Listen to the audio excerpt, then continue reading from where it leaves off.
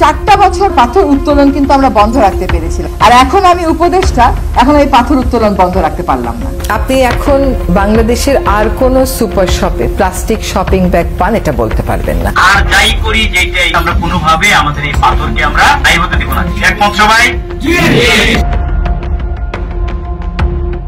সিলেটের কোম্পানীগঞ্জ উপজেলার ভোলাগঞ্জের সাদা পাথর পর্যটন কেন্দ্র একসময় ছিল প্রাকৃতিক সৌন্দর্যের অনন্য নিদর্শন।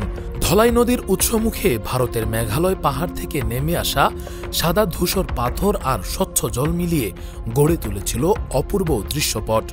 প্রতি বছর লাখো পর্যটক এই সৌন্দর্যের টানে ভিড় জমাতেন। কিন্তু সাম্প্রতিক সময়ে নজিরবিহীন লুটপাটে সেই সৌন্দর্য প্রায় বিবর্ণ হয়ে গেছে। ক্ষতবিক্ষত হয়েছে নদীর তলদেশ, হুমকির মুখে পড়েছে জীববৈচিত্র্য। গত কয়েক সপ্তাহ ধরে অবৈধভাবে পাথর উত্তোলনের অভিযোগে স্থানীয় বিএনপি ও যুবদল নেতাদের নাম উঠে এসেছে। সোমবার রাতে বিএনপির সিনিয়র যুগ্ম মহাসচিব রুহুল কবির রিজভীর স্বাক্ষরিত বিজ্ঞপ্তিতে কোম্পানীগঞ্জ উপজেলা বিএনপির সভাপতি শাহাবুদ্দিনের সব পদ স্থগিত করা হয়। অভিযোগপত্রে বলা হয়, চাঁদাবাজি ও দলের নীতি আদর্শ বিরোধী কর্মকাণ্ডে জড়িত থাকার সুস্পষ্ট প্রমাণ পাওয়া গেছে।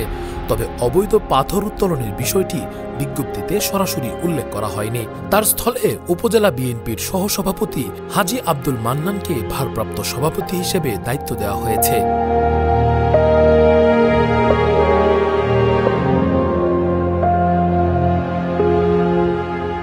স্থানীয়দের দাবি, গত বছরের 5 আগস্ট থেকে এখানে দিনে রাতে অবাধে পাথর লুটপাট চলছে।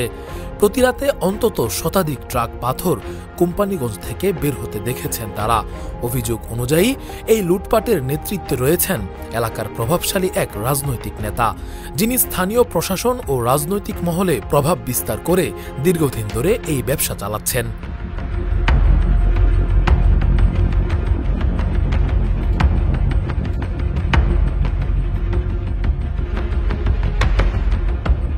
একই দিনে এক আলোচনা সভায় বন ও জলবায়ু পরিবর্তন বিষয়ক উপদেষ্টা ও পরিবেশবিদ সৈয়দা রিজওয়ানা হাসান ক্ষোভ ও হতাশা প্রকাশ করেন। তিনি বলেন, আগের 4 বছর জাফলংয়ে পাথর উত্তোলন বন্ধ রাখতে পেরেছিলাম, এখন আমি উপদেষ্টা হয়েও পারলাম না। পাথর তুলতে সর্বদলীয় ঐক্য দেখলাম, কিন্তু সংরক্ষণে কোনো ঐক্য নেই। কিন্তু দেখেন, এই 4টা বছর পাথর আমদানি কিন্তু আমরা পাথর উত্তোলন কিন্তু আমরা বন্ধ রাখতে পেরেছিলাম জাফলংয়ে, আর এখন আমি উপদেষ্টা, এখন এই পাথর উত্তোলন বন্ধ রাখতে পারলাম না। কেন আমি জাফলংয়ে একটা ইকো ট্যুরিজম করতে পারলাম না? কেন আমাদের নতুন প্রজন্ম আমরা যেরকম জাফলং দেখেছি সেরকম জাফলং দেখতে পারলো না? সেইখানে তো আবার রাজনৈতিক ঐক্য দেখলাম। সবাই এখানে ম্যানিফেস্টোতে আমরা কথা বলতেছি, আমরা 2 জন উপদেষ্টা গেলাম, সেখানে যাই হোক যা হবার তা হলো, এটা হওয়ারই কথা। আপনি যখন ন্যস্ত স্বার্থ গোষ্ঠীর স্বার্থে আঘাত দেবেন, আপনাকে এরকম আঘাত প্রতিঘাতের ভিতর যেতে হবে। সেখানে কিন্তু আবার পাথর উত্তোলনের ব্যাপারে সর্বদলীয় ঐক্য দেখলাম। সেখানে কিন্তু দেখলাম না যে আমরা জাফলং রক্ষা করব, পাথর 6%ই তো আমরা আমদানি করে আনবো। কিন্তু দেখেন, এই 4টা বছর পাথর আমদানি কিন্তু আমরা পাথর উত্তোলন কিন্তু আমরা বন্ধ রাখতে পেরেছিলাম জাফলংয়ে, আর এখন আমি উপদেষ্টা, এখন এই পাথর উত্তোলন বন্ধ রাখতে পারলাম না। এই হচ্ছে আমাদের বাস্তবতা। আমরা কেন দেশের উন্নয়নের বিরুদ্ধে কথা বলবো, কিন্তু জাফলংটাকে ধ্বংস করে দিয়ে কিসের উন্নয়ন হচ্ছে, কার উন্নয়ন হচ্ছে? অবৈধ উত্তোলনের ফলে নদীর প্রবাহ পরিবর্তিত হচ্ছে, তলদেশ ক্ষয়ে যাচ্ছে এবং আশপাশের ভূমি ভেঙে পড়ছে। ধলাই নদীর জিরো লাইনের কাছে সীমান্তবর্তী অঞ্চলগুলোতে ভারী যন্ত্রপাতি ব্যবহার করে পাথর তোলা হচ্ছে, যা নদীর প্রাকৃতিক ভারসাম্য নষ্ট করছে।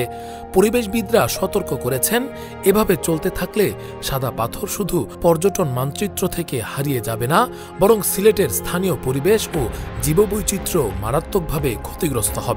স্থানীয় বাসিন্দা ও পর্যটন ব্যবসায়ীদের অভিযোগ, প্রশাসন ও আইনশৃঙ্খলা বাহিনীর চোখের সামনে এ লুটপাট চলছে। কয়েক দফা অভিযান হলেও তা ছিল লোক দেখানো।